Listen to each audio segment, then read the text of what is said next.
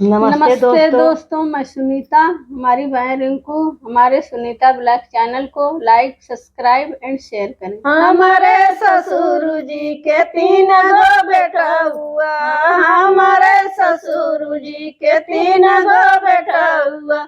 परल परल परल हो जाका भेलरा हमारे बखरे, परल हो जंगल चरवा हमारे बखरे, परल हो जंगल चरवा हमारे बखरे, परल हो जंगल चरवा हमारे बखरे।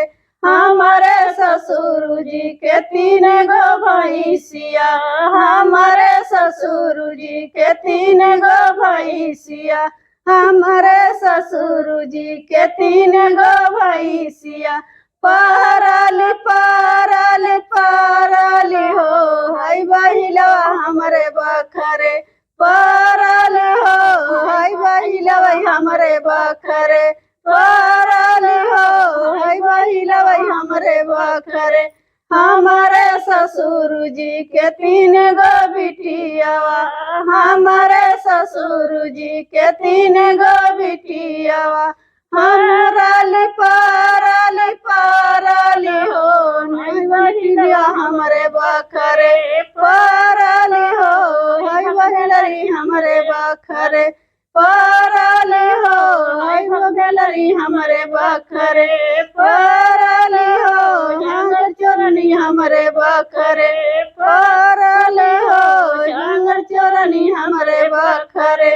हमारे ससुर जी के 3 गुना खेतवा, हमारे ससुर जी के 3 बीघा खेतवा। परल परल परल हो हाय उसरवई हमारे बखरे, परल हो हाय उसरवई हमारे बखरे, परल हो हाय उसरवई हमारे बखरे, परल हो हाय उसरवई हमारे बखरे, परल हो हाय उसरवई हमारे बखरे।